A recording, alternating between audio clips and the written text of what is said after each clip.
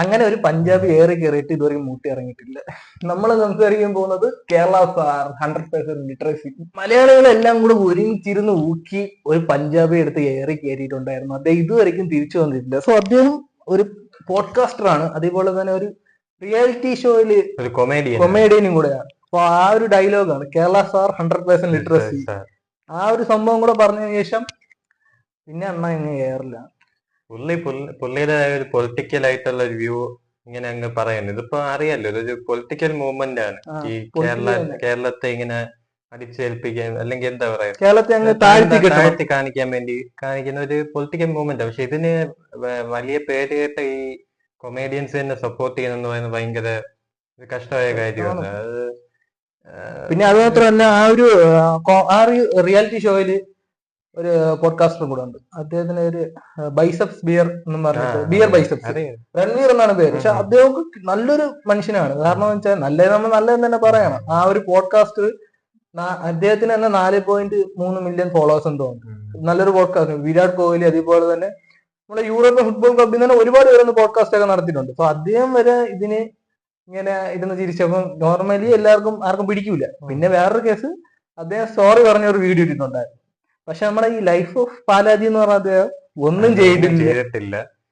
ഇത് പക്ഷെ പക്ഷെ നല്ല, ഇനി പുള്ളി ഇന്റർവ്യൂ ചെയ്യാത്ത ആരും ഇല്ല ശരിക്കും പറഞ്ഞ. ലോകത്തിലെ പല പേര് മറ്റേ ബോഡി ബിൽഡേഴ്സ് മുതൽ എല്ലാരും വന്നിട്ടുണ്ട്. അപ്പോഴ് അത്രയും പേരുണ്ടാക്കിയിട്ടാണ് ഇപ്പൊ ഒറ്റയടിക്ക് എല്ലാവരുടെയും പോയത്. പക്ഷെ ഇതിപ്പോ നമ്മൾ വേറെ രീതിയിൽ ചിന്തിക്കേണ്ട ഒരു സമയം ഉണ്ട്. പ്രത്യേകിച്ച് കോമഡി ഒക്കെ അത് മോശമായിരുന്നു. പ്രത്യേകിച്ച് ബൈസെപ്സ് പറഞ്ഞത് വളരെ മോശമാണ്. പക്ഷെ ഇത് തന്നെയാണ് ഈ മെയിൻ ഇന്ത്യൻ ന്യൂസ് ചാനൽസിലെല്ലാം കിടന്ന് കറങ്ങുന്നത്. വേറെ ഒരു പ്രശ്നവും ഈ രാജ്യത്തില്ല.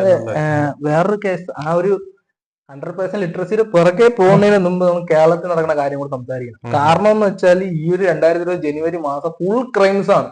2025 കേരളത്തില് അത്യാവശ്യം, അതായത് ആ ഒരു ചാർട്ടിൽ തന്നെ ഏറ്റവും റെഡ് കളർ മാർക്ക് ചെയ്തിട്ടുള്ളത് കേരളത്തിലാണ് ഈ ഒരു ക്രൈംസിൽ. സോ അവര് പറയുന്നതിന് മുമ്പ് നമ്മുടെ ഒരു നമ്മള് കണ്ണാടി നോക്കണം. നമ്മൾ തന്നെ ഒരു കണ്ണാടി നോക്കിയിട്ട് നോക്കണം, നമ്മൾ ഓക്കെ ആണോ, നമ്മൾ പെർഫെക്റ്റ് ആണോ, എല്ലാം ഓക്കെ ആണ്. ശരി, അദ്ദേഹം കേരളത്തിനെ പറ്റി ഇത്രയും പറഞ്ഞു. പക്ഷെ കേരളത്തിൽ നടക്കുന്നത് വളരെ വിചിത്രമായിട്ടുള്ള, കേരളത്തിൽ മാത്രമല്ല, നമ്മൾ മൊത്തത്തില് പറയുമ്പോഴേ രാജ്യത്ത് മൊത്തത്തിലായാലും ഒരുപാട് പ്രശ്നങ്ങളുണ്ട്. പക്ഷെ പക്ഷേ കേരളത്തിലുള്ള ഒരു പ്രത്യേകത എന്തായിരുന്നു, ഇവിടെ കിടന്നു നോർത്ത് ആരെ ട്രോൾ, അവന്മാരും തിരിച്ച്. അതാണ് അവൻ ട്രോളി കേരളത്തിൽ ട്രോൾ ഒരു അവസരം കിട്ടിയപ്പോ അവന്മാരും കൂടെ കയ്യിലെടുത്തേ ഉള്ളൂ.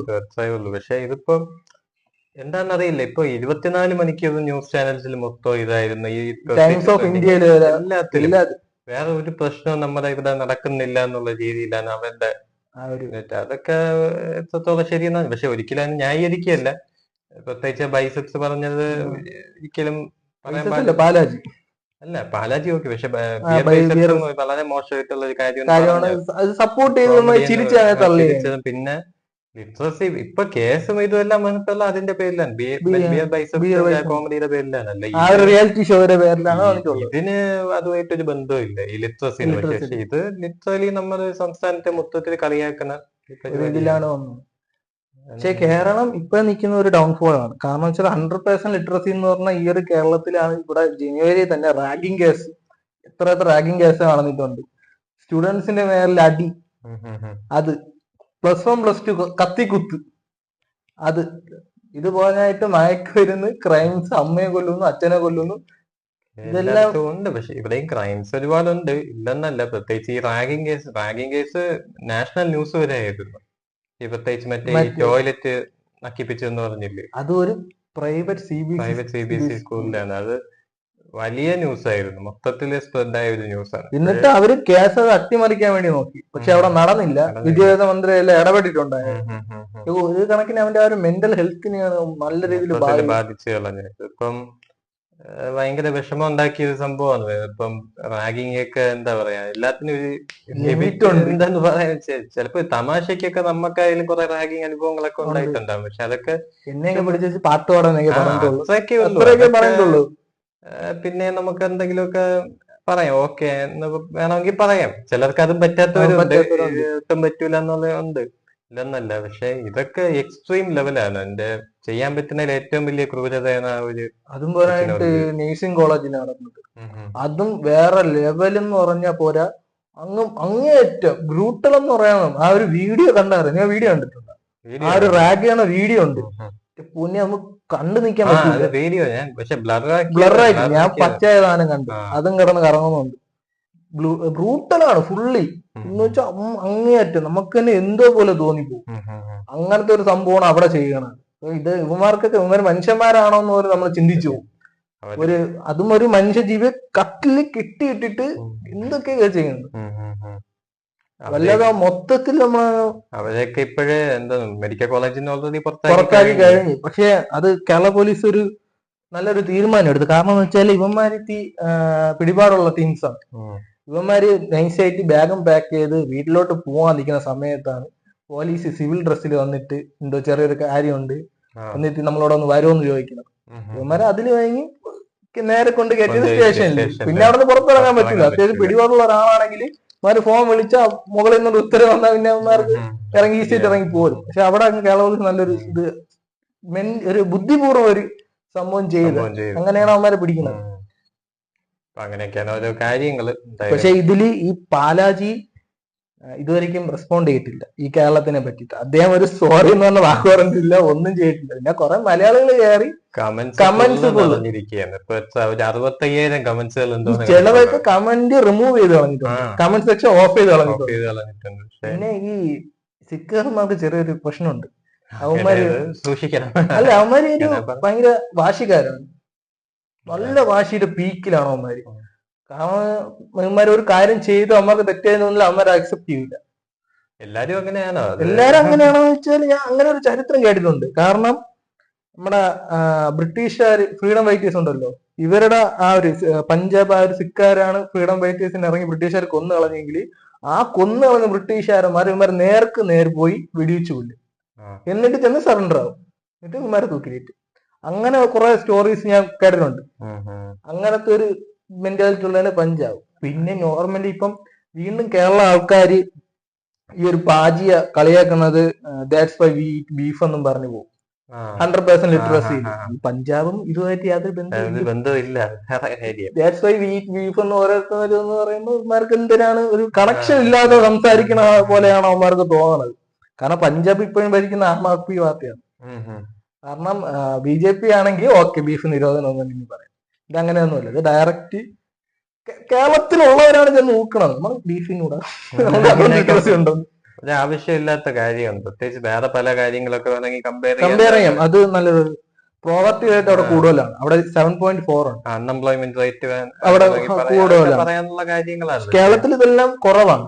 കേരളത്തിൽ ഇവിടുത്തെ പോവർട്ടി റേറ്റ് എന്ന് പറയുന്നത് 0.4 ഉള്ളൂ. അവിടെ 7.4 ഉണ്ട്.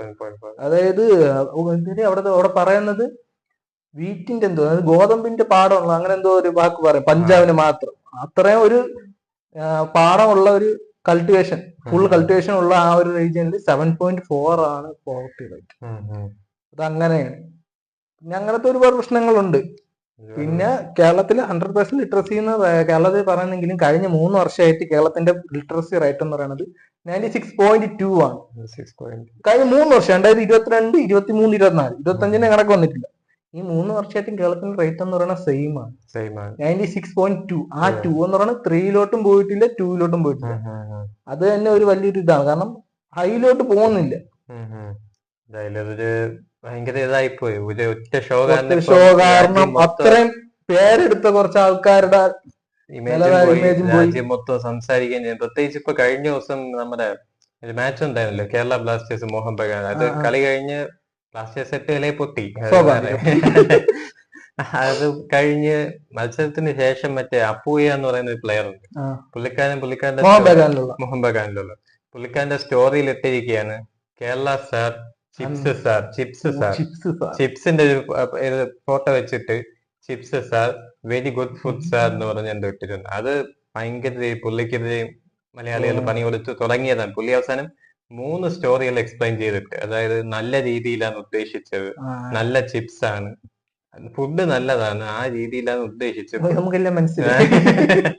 എന്നുവെച്ചാ ഈ മനസ്സിലായില്ലേ, ചിലപ്പോ ആവാം കേരള സ്റ്റാർ എന്നുള്ള ഒരു സംഗതി അവിടെ കിടന്ന് അങ്ങോട്ടെല്ലാം കിടന്ന് കറങ്ങുന്നുണ്ട്. അത് വെച്ച് പുള്ളി ആ ഒരു രീതിയിൽ നല്ല ഫുഡാണെന്ന് ചിലപ്പോ ഒന്ന് പറയാൻ ഉദ്ദേശിച്ചതാവും. പക്ഷെ ഇതിപ്പോ എങ്ങനെ പറഞ്ഞാലും ഒഫൻസീവ് ആയിട്ടേ തോന്നും ആളുകൾക്ക്. അങ്ങനത്തെ സിറ്റുവേഷനിലായി. നമുക്കറിയില്ല, ചിലപ്പോ അങ്ങനെ ആവാം. പക്ഷെ അത് ഇത്തിരി റിസ്ക് ചെയ്തായി പോയി. അത്രത്തോളം അത് അങ്ങോട്ടേക്ക് സ്പ്രെഡ് ചെയ്ത് കിടക്കുകയാണ്. ഒരു തമാശയായിട്ട് പോലും എല്ലാരും എടുക്കുകയാണ്. അത് മിക്കതും ഇൻസ്റ്റാ പേജിൽ കൂടിയാണ് മിക്കതും പറഞ്ഞത്. ആ ഒരു ഭാഗം മാത്രം കട്ട് ചെയ്തിട്ട് എഡിറ്റ് ചെയ്ത് കയറ്റും. അത് ഡാർക്കാണ്. പിന്നെ ഈ കേരളത്തിനെ ഇപ്പോഴും 100% എന്ന് പറഞ്ഞ ആളുകൾ അങ്ങോട്ട് പോയി സംസാരിക്കുമ്പോൾ നമ്മളെ കേരളത്തിന്റെ അവസ്ഥകളെ പറ്റി ആലോചിക്കണം. ഈ ഇത്രയും വയലൻസ് നിറഞ്ഞിട്ട് ഈയിടയ്ക്ക് ഉണ്ണി മുകുന്ദൻ ഒരു കാര്യം പറഞ്ഞെന്ന് വെച്ചാൽ കേരളത്തിൽ നടക്കുന്നതിന്റെ എത്ര ശതമാനം പോലും വയലൻസ് ആ ഒരു സിനിമ ഇല്ലെന്ന്, നാർക്കോയില്ലെന്നാണ്. കാരണം സത്യമാണ്. ഈ ഒരു 2020 ജനുവരി 1 തൊട്ട് ജനുവരി 30 ഈവൻ 31 വരെയും നല്ല രീതിയിലുള്ള എല്ലാ കേസും ഉണ്ടായിരുന്നു. അത്യാവശ്യം നല്ല ക്രൈംസ് നടന്നിട്ടുണ്ട്. പിന്നെ അത് പോരായിട്ട് ക്രൈംസ് നടന്നിട്ട് ആ കേരള പോലീസിൽ ഇവരെല്ലാം പിടികൂടുന്നുണ്ട്. അത് വേറെ പോസിറ്റീവ് ആയിട്ടുള്ള കാര്യം. പക്ഷെ ഇത് നമ്മള് ഇത്രത്തോളം ഇത് ഇമ്പാക്ട് സൃഷ്ടിക്കണമെന്ന് നമ്മൾ ആലോചിക്കുന്നില്ല. കേരളം 100% ലിറ്ററസി എന്ന് പറഞ്ഞ ഈ ഒരു കേരളത്തിലാണ് ഇത്രയും റാഗിങ് എന്നും പറഞ്ഞ് ക്രൈംസ് ഓരോ നടക്കുന്നത്. അച്ഛൻ മകനെ കൊല്ലുന്നു, അച്ഛനെ കൊല്ലുന്നു, അമ്മയെ കൊല്ലുന്നു. അത് ലഹരി കേസിൽ ഇതൊക്കെ കൂടെ വെച്ച് തന്നെയാണ് അവര് ഇങ്ങനെ പറയുന്നത്. ലിറ്ററസി ഉണ്ടായിട്ട് കാര്യമില്ല. അവര് ഭയങ്കര ഇതിലാണ് പറയുന്നത്. എന്ന് വെച്ചാൽ ലിറ്ററസിയിൽ കാര്യമില്ല, സാമാന്യ ബോധം വേണം എന്നുള്ള രീതിയിലൊക്കെ പറയുന്നുണ്ട്. അത് പഞ്ചാബിൽ നിന്നും വരുന്നുണ്ട്, നോർത്ത് ഇന്ത്യൻസിലുള്ള കുറച്ച് ഇൻഫ്ലുവൻസസും ഇൻസ്റ്റയിൽ കൂടെ പറയുന്നുണ്ട്. അങ്ങനെയൊക്കെ പറയുന്നുണ്ട്. അപ്പൊ ഇതിനെ പറ്റിയുള്ള നിങ്ങളുടെ അഭിപ്രായം എന്താണ്? നിങ്ങൾ പാലാജിയിലൂടെ നിൽക്കണ പാജിയിലൂടെ നിൽക്കണ? അത് പാലാജി എന്ന് പറയുമ്പോൾ ഒന്നൊക്കെ പാലാജി എന്ന് കേൾക്കുമ്പോഴ് നമ്മളെ പാലാജി എന്ന് പറയും. ഇപ്പൊ പാജി എന്ന് കേൾക്കുമ്പോൾ മറ്റേ സിക്കാരനാണ് ഓർമ്മ. സോ നിങ്ങളുടെ അഭിപ്രായം എന്താ ജസ്റ്റ് ഒന്ന് കമന്റിലൂടെ അറിയിക്കാം. സോ ഇതാണ് നമ്മുടെ ഇന്നത്തെ വീഡിയോ. സോ എന്തായിരുന്നാലും നിങ്ങൾക്ക് ഇഷ്ടപ്പെട്ട ജസ്റ്റ് ഒന്ന് ഷെയർ ചെയ്യാം. സോ അടുത്തൊരു വീഡിയോ വരുന്നവരെ ബൈ.